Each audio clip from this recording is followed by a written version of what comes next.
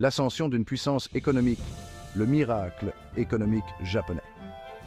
Les années 1980 ont été le théâtre d'un boom économique sans précédent au Japon.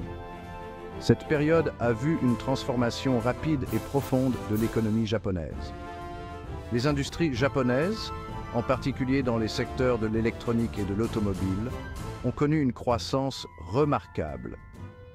Les entreprises comme Sony et Toyota sont devenues des géants mondiaux. Cette période d'expansion économique rapide a entraîné une flambée des prix des actifs, créant un climat de prospérité et d'optimisme. Les prix de l'immobilier et des actions ont atteint des sommets vertigineux. Les entreprises japonaises étaient à la pointe de l'innovation, s'emparant de parts de marché mondial. Les produits japonais étaient synonymes de qualité et de fiabilité. Le yen s'est apprécié par rapport aux autres grandes devises, alimentant davantage la domination économique du Japon.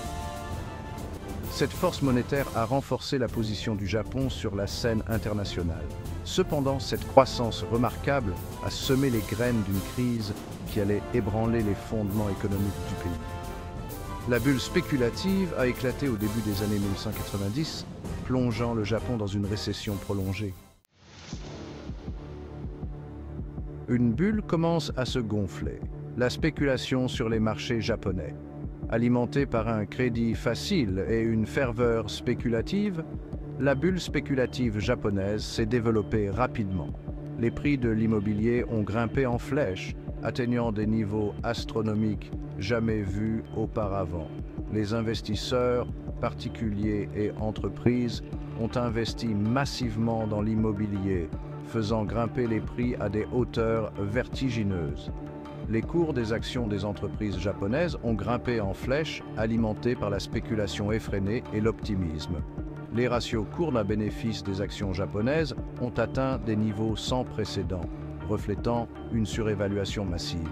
Cette bulle spéculative a été exacerbée par des pratiques de prêts laxistes où les banques prêtaient sans beaucoup de restrictions. Les banques, désireuses de profiter du boom économique, ont accordé des crédits de manière excessive, gonflant la bulle à des niveaux insoutenables et dangereux pour l'économie. La bulle éclate. L'économie japonaise trébuche. L'année 1991 a marqué un tournant pour l'économie japonaise. La bulle spéculative, gonflée à des proportions insoutenables, a fini par éclater. Les prix de l'immobilier ont entamé une chute vertigineuse et le marché boursier s'est effondré. Les banques, fortement exposées au marché, se sont retrouvées criblées de créances douteuses. L'effondrement des prix des actifs a révélé la fragilité financière de l'économie japonaise. L'économie japonaise est entrée dans une période de stagnation prolongée connue sous le nom de décennie perdue. Un système à rude épreuve. La crise bancaire se déroule. L'éclatement de la bulle spéculative a mis au jour la fragilité du système bancaire japonais. Les banques ont dû faire face à une augmentation des prêts non productifs, les emprunteurs ne remboursant pas leurs dettes. La santé financière des banques japonaises s'est rapidement détériorée. Les autorités japonaises, réticentes à reconnaître la crise, ont tardé à prendre des mesures décisives. Cette inaction a permis aux banques zombies de perdurer, fragilisant le système financier. Le crédit s'est tari, les entreprises ont souffert et l'économie s'est enfoncée dans la récession. Le gouvernement intervient, l'intervention et ses limites. L'histoire du Japon dans les années 1990 en est un exemple frappant. Le gouvernement japonais a mis en œuvre des mesures pour stabiliser le système financier et stimuler l'économie. Ces mesures étaient cruciales pour éviter une crise encore plus grave. Il s'agissait notamment d'injecter des capitaux dans les banques en difficulté, de réduire les taux d'intérêt et de mettre en place des plans de relance budgétaire. Ces actions visaient à restaurer la confiance dans le système financier. Malgré ces efforts, la réponse a souvent été critiquée comme étant trop timide et trop tardive. Les analystes économiques ont souligné que des mesures plus audacieuses auraient pu être nécessaires. L'impasse politique et l'absence de consensus ont entravé la mise en place de plans de sauvetage plus importants. Les débats politiques intenses ont retardé les décisions cruciales. Tout en empêchant un effondrement total, les interventions ont été insuffisantes pour relancer l'économie stagnante. Les mesures prises n'ont pas réussi à stimuler une croissance durable. Le Japon est resté enlisé dans une faible croissance et la déflation. Cette période est souvent appelée la décennie perdue en raison de la stagnation économique prolongée. Une décennie de stagnation, la décennie perdue du Japon. Les années 1990 ont été surnommées la décennie perdue du Japon, marquée par la stagnation économique et la déflation. Malgré les efforts du gouvernement, le Japon a connu une longue période de déflation qui a déprimé la demande. Le chômage a augmenté et les salaires ont stagné, entraînant une baisse du niveau de vie. La crise a érodé la confiance dans la capacité du gouvernement à gérer l'économie. Un sentiment de désillusion et d'incertitude quant à l'avenir s'est installé. Leçon à tirer des décombres, comprendre l'héritage de la crise. La crise bancaire japonaise offre de précieuses leçons aux décideurs politiques du monde entier. Elle met en évidence les dangers des bulles spéculatives et l'importance d'une action gouvernementale décisive. S'attaquer aux bulles spéculatives dès le départ peut prévenir de graves conséquences. Une intervention précoce par le biais de la politique monétaire ou de réglementation macro-prudentielle est cruciale. Une action rapide et décisive pour faire face aux crises bancaires est essentielle. Retarder l'action peut prolonger la crise et aggraver son impact économique. L'impact mondial, les échos de la crise japonaise. La crise bancaire japonaise a eu des répercussions sur l'ensemble de l'économie mondiale.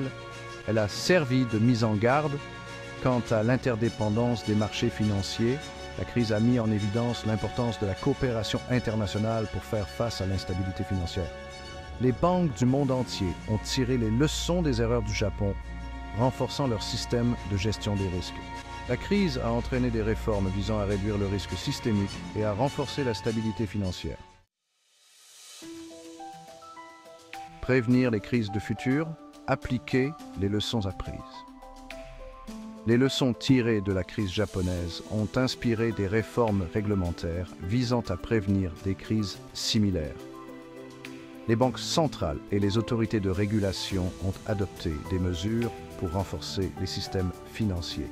La réglementation macroprudentielle se concentre sur l'identification et l'atténuation des risques systémiques. Les banques centrales accordent désormais une attention accrue au prix des actifs et au déséquilibre financier. Une politique monétaire proactive vise à prévenir les bulles spéculatives et à atténuer l'instabilité financière. L'avenir économique du Japon. Surmonter l'ombre de la crise. Malgré la décennie perdue, le Japon reste une puissance économique majeure. Des réformes structurelles visent à stimuler la productivité et à améliorer la compétitivité. Le gouvernement a pris des mesures pour relever les défis budgétaires, bien que la dette publique reste élevée. L'économie japonaise a fait preuve de résilience mais continue de faire face à des vents contraires.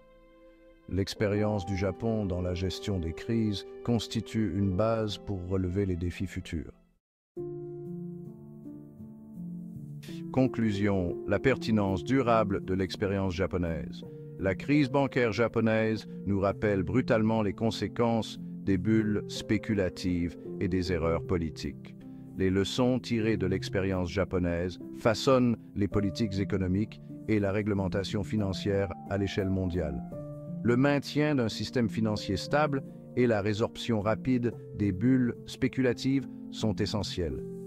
En tenant compte des leçons du passé, les décideurs politiques peuvent atténuer les crises futures et promouvoir une croissance durable.